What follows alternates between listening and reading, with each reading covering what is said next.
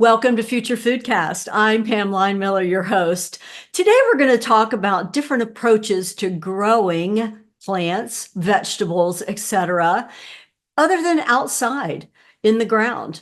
We have with us today Connor Tidd. He is the co-founder and CEO of Just Vertical. Welcome to the show, Connor.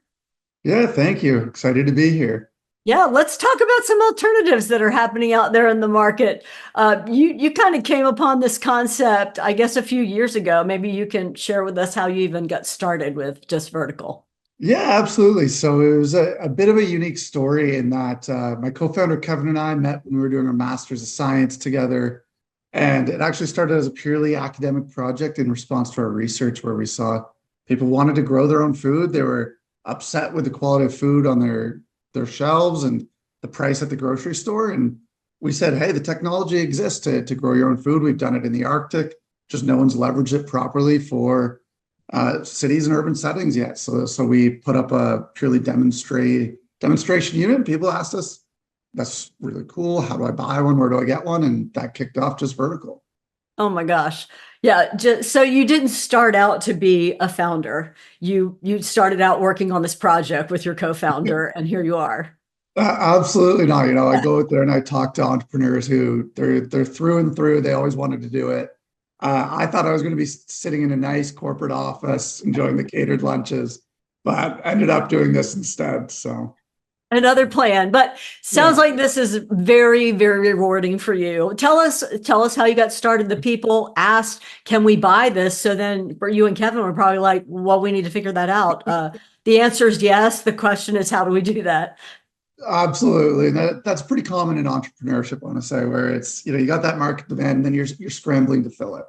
So Yeah. we started out by licensing someone else's technology, repackaging it, putting our own twist on it, and took that into an evolution to build our own. And we were really fortunate that in our early days, we got a pretty significant sized order from the University of Toronto, where we both did our masters. So that really helped kick off the business and led to us to have enough traction to raise a little bit of funding and build our own fully owned products. So that's a key item, really getting some visibility and having kind of like a case, a use case that you could point to where you were able to do a successful installation and show the results of that. Absolutely. Absolutely. It's so key in the beginning of any company's journey, being able to show people actually, not only do they say they want that, because of course everybody likes to encourage you, but you're actually able to get the dollars through and prove, okay, this is more than just a feeling. People are putting their money where their mouth is here, and they want to pay for that better access to fresh food in their homes. Well, and most founders look to some traditional sources of funding, but I think you have a fun fact to share that you kind of went off the mainstream. Yeah. For us, it's two grad students starting a company. You don't have too much to your name, and your friends and family who typically would fund these things don't either. So for us, it was getting those early orders in quick, running up quite a bit of the personal credit cards, and then going out there and trying to raise angel funding. And in those early days, I remember vividly, there's quite a few times where we were nearly out of money. We said, okay, if we don't get something in this week, this is going to be it. This is going to be it. And each time we managed to pull it off and buy ourselves another week or two. That's amazing. And weren't you on Shark Tank as well up in Canada? I guess that's what I'm thinking Yes. about. Yeah. So it was really interesting. We filmed. Turns out I am not entertaining enough for TV. So we ended up getting cut from the broadcast, which was disappointing for my co-founder because he's a massive fan. But we did get the investment, and District Ventures Capital, Lee Dickinson's on our board to this day, supporting us. So it was a great experience. It's one of those things that I think a lot of people in the space, you dream of being able to do that and get on there and go through the experience. So to actually have done it was really cool. And it's kind of something where my co-founder and I cherish. Yeah, just the exercise of going through and figuring out how are we going to position ourselves? What are we going to talk about? And because it's very numbers oriented. And so that value proposition is really important. And I know that's one of the things that is a differentiator for you out in the market today, that you really have a great value proposition for your clients. Oh, absolutely. And let me tell you, they drill you behind the scenes there. They are not they're just as mean as they seem on TV, except they're doing it for an hour. But yeah, definitely refined it. And it's, you really are cutting your teeth on some of the foremost experts in the field, and people have seen it all. And they really drill down and help you refine your value prop in your business. Yeah, why don't you share some of the positive? Give us a visualization. And for those that are on YouTube, we can have some video or some pictures for them to look at. But share with us like what your product is and what's positive about it. And I'd also like to hear what's negative about it, but obviously what the Yeah. the value proposition is if I was a client. Yeah, absolutely. So our whole idea at Just Vertical, starting on the consumer side, was how do we take all the cutting edge science around indoor vertical farming and hydroponics and put it into something that looks and feels like it belongs in your home? Because most people, when you think of hydroponics, you think of the tubes and the lights. And, if you're going to spend a ton of money and time decorating your house nicely, why can't your garden fit into that too? So our indoor gardens, starting in the home, they've got a beautiful cabinet underneath. The plants go directly up, so they truly are vertical farms, vertical gardens for your home. And then you've got a self-contained grow light in the middle, so the plants kind of grow in like a living picture frame towards that grow light. And then down below you've got your water and your pump system, so it's all self-contained. It's as easy as you order it, comes to your door fully assembled. You add water, plug it in, and you're off to the races. And we've got people who say, I used to kill a cactus, and now I'm growing successfully at home. So you get all the benefits of that fresh food, all while using 95% less water and no pesticides. Wow. Okay. That's several things right there. And not only like the personal satisfaction of being able to say, I grew that. Let's not Yeah, leave that behind because there's a lot of people that would not undertake that task without your setup ahead of them with the system. absolutely. It's, we make it easy for people and make it accessible for people who, if you're living in a city or a condo or, just like me, I'm based in Canada. We just don't have, the weather to grow anything outside for most of the year. It really opens up new avenues for people to grow their own food. That's really exciting. And another trend too that I hear a lot here at Future Foodcast is that consumers want to know where their food came from. So with your system, that's not really an issue because they put the seeds in there and they watch it. They watch it grow. Absolutely. We say this is as farm to table as it can get. It's, literally 2 feet from your dinner table. So there's That's no about as pressure out direct. there. Yeah, That's funny. Direct to consumer for sure. exactly. Well, so then if I buy this unit, and it really is a unit, I'm thinking of it like a piece of furniture, honestly, because as aesthetically pleasing and all self-contained. And say I grow and harvest some vegetables or some lettuce or whatever I want to grow in there. I'm sure you have certain things that grow best. You've got tried and true items that you recommend. What happens when I go through one cycle and harvest, then what do I do? Yeah. So with your garden, you get a little seedling kit, just this cute little wooden box, and that's where you start your seeds in. So as soon as you get the first set started and into your garden, start your next set of seeds so that you've always got something to restock it with. And something really unique that we do at Just Vertical, it's called our produce payback promise, where any garden you get, we give you all the seeds, supplies, nutrients you need to grow the value of that garden back. Meaning, if you spend $600, it comes with everything to grow $600 worth of food right out of the box. Because we know if we want this to take off, not only has it got to be fun, enjoyable, look good, but it's also got to make sense on the dollars and cents side, right? It needs to be something you can justify in your home.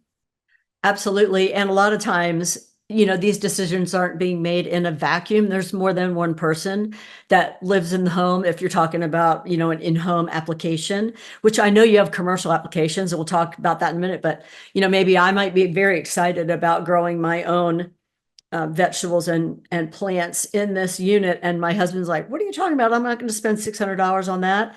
But if I'm going to have that return on investment, then that really helps that decision-making process. Genius. That's pretty smart. Absolutely, yeah. Pretty smart. Well, what about the commercial side of it? Because you also have commercial installations. Yes, yeah, the commercial side's super exciting. We've taken the same core technology we've developed on the consumer side, and scaled it up to commercial applications. So I like to explain it as like they're almost little Lego blocks where each little Lego block can grow a plant. So we can take any size space, retrofit it, and build a farm right in there. Oh, So we've done some really, really cool projects. We're just wrapping one up here with a food bank where they've been struggling to get fresh food out to the people in need because it's very easy to donate dried goods, canned goods. But we actually went into the food bank and built a cherry tomato farm for them that's going to produce tens of thousands of cherry tomatoes a year to go right out the door. And because again, it's so fresh, they're picking it day of or night before. It also gives a lot longer shelf life for when it goes out. you know what? It sounds like maybe a really good solution for some of these food deserts that are an issue right now in certain communities. So thanks for sharing that because some of our listeners might have some great ideas, and we'll have contact information in the show notes for this, Connor, so that if anybody wants to reach out to you, they certainly can. Well, also you do some education. Like there's Yes. applications where you can, show people how this works and educate them. Yes. Yeah, absolutely. And that's often what we do with these partnerships is not only is it about the food, but it's about teaching people how to grow their own food, where the food comes from. We do a lot of work with schools. It's, too often you go into a school and ask children where food comes from, and they say the grocery store. Right. It's a new way to engage them, show them the life cycle of a plant. And again, a really cool thing about Just Vertical in our company is we don't just do one or the other. So often somebody sees this in installation and they're like, that's really cool. I wish I could do it at home. And it's, well, we've got the system for you to actually do this at home. So it's, we really want that continuum of products from our giant commercial farms that are feeding into the grocery store all the way down to the one right in your home. So we're trying to make that impact across the value chain. Yeah, and it sounds like this also might be really great for some more remote locations that don't necessarily have as much access to a big grocery store and some different countries. I mean, I don't know exactly where you are right now, but we've talked to people here at Future Foodcast all over the world, and one of the issues is access to, central places to buy food. So this is a more decentralized idea for growing certain foods. So there really might be a great synergy here to be able to solve some problems that exist out there. Oh, absolutely. It's, we've tapped into this already. Like we've just done a project with one of our partners. They're called Global Medic. They do emergency disaster and food relief around the world. And we've installed an indoor farm in Moldova, which is just on the border with Ukraine, where they've got a lot of displaced people coming over the border and the local food system just can't support it. And it's how can we put these decentralized solutions in there for them to build a mini supply chain within the community to feed them. So it's, what we do there. We also look at doing it in food deserts across North America as well, where like the supply chain doesn't exist, the groceries aren't there, or if they are, they're crazy expensive or they're bad quality because it's taken weeks to get there. Right. Well, and transportation costs are, have been escalating, and it's an issue. Logistics is always a challenge. And so if you can eliminate some of that, like you said, 2 feet from the from the unit in your home to your table. So that's about as short as logistics gets from farm to table. Absolutely, absolutely. And it's something that, even with the natural disasters, we've seen some of the hurricanes this year, those have a real impact on the supply chain and the food systems. And I think it's quite a shock to people when you go to a grocery store and see empty shelves. We need to introduce resiliency into the supply chain and into these food systems to help cope with what is the reality of changing weather patterns. Yeah, absolutely. I hadn't thought about that at all, Connor, but that is a real situation that is looking for some solutions to be able to deploy in the moment. Well, okay, what else is happening at Just Vertical that we haven't talked about yet that you'd like to share with our audience? Yeah, I mean, in addition to the commercial farms and some of the food banks we talked about, another great place we like to operate is actually long-term care homes, and it's one that's kind of near and dear to my heart. We did a lot of research on this in the early days of when you get seniors and you give them the opportunity to garden again, because a lot of them are mobility restricted. They might be in wheelchairs, they can't go outside. And what's really interesting is we've introduced these gardens, and not only do they get that fresh food and it's a good hobby, but some of them, the stories they tell of, they're smelling that fresh basil again that they haven't smelled for 10 years, and it's unlocking memories of their childhood and their own parents' gardens. It's, you really get that unique feel good experience there where it is sometimes beyond just the food and the science of this can truly make people feel good. Yeah, that's another great application. Thanks for bringing that out. Wow, a lot of great topics we've covered today. And like I said, we're going to have some information in the show notes, but I really appreciate you being with us to share your whole concept with our audience, Connor. Yeah, absolutely. Really, really always excited to talk about this. Very passionate about it, and encourage anybody in the audience, please do reach out. Always around for a chat and open to exploring new projects. Great. And if you, as our audience, would like to know more information about this, drop us a comment. We'll get you connected. And we would love to hear your feedback on episodes like this. Until next time, I'm Pam Line-Miller. Thanks for listening to Future Foodcast. Future Foodcast is powered by Farm to Plate, the leading food blockchain platform. Subscribe on YouTube or wherever you listen to podcasts to stay up to date with the very latest innovations in the food industry.